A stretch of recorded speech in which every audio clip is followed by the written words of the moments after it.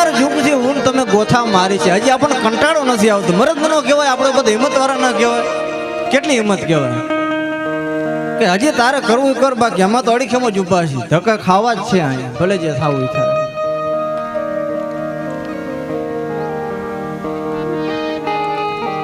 સાહેબ અંત સમય આવે છે, બહુ પીડા થાય છે. શાસ્ત્રો કહે છે કે હજારો વીછીઓના જે ડંખ થાય એવી પીડા મને ને તમને થાય છે.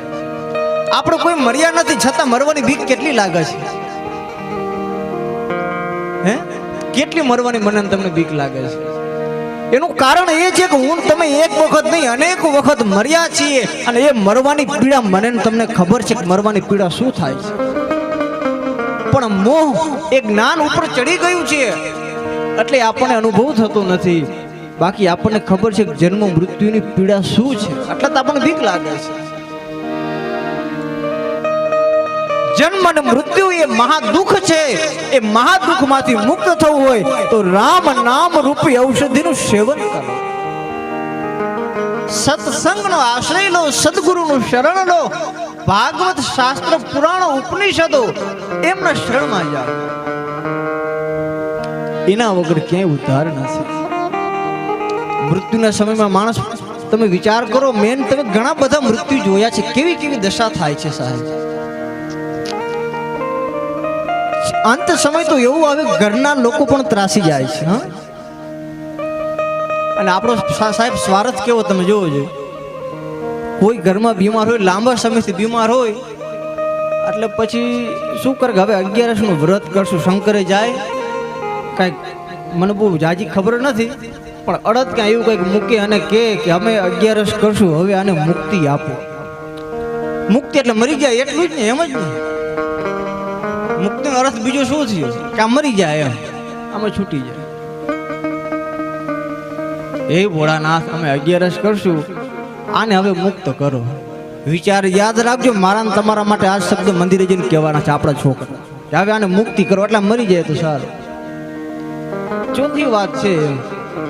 પણ છતાં હું ને તમે જીવી છીએ હિંમત ભરીને, ગજબ કહેવાય ને, એમ ખબર જ છે આપણને સાહેબ. ચોકી દીવા જેવી વાત છે. સ્મશાનમાં આપણે જ્યારે બાળવામાં આવે છે, કોઈ પણ વ્યક્તિનું મરણ થાય, એને બાળે છે કોણ?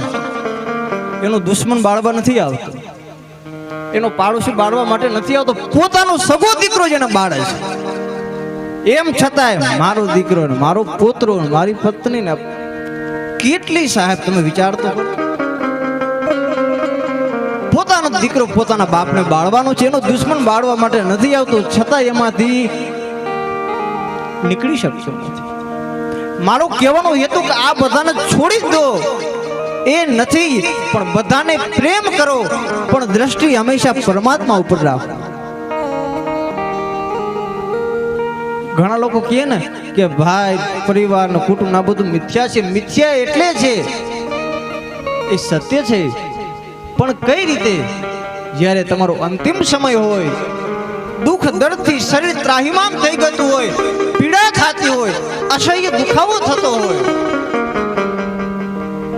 એવા સમયની અંદર તમારી પત્ની તમારી સામે હશે, તમારો પુત્ર હશે, તમારી પુત્રવધુ હશે, પણ જે પીડા થાય છે એ કોઈ લઈ શકવાનું નથી. તમારા માટે સારામાં સારી હોસ્પિટલમાં એ તમને એડમિટ કરાવશે, મુંબઈ અમેરિકા સુધી તમને લઈ જશે, પણ લેશ માત્ર તમારી પીડા તમારો દીકરો, તમારી પત્ની, તમારી પુત્રવધુ લઈ શકવાની નથી. તમારે સ્વયં પોતે જાતે ભોગવવાની છે.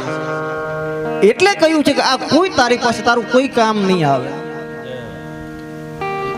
હે જીવ, હજી તું સમજી જા,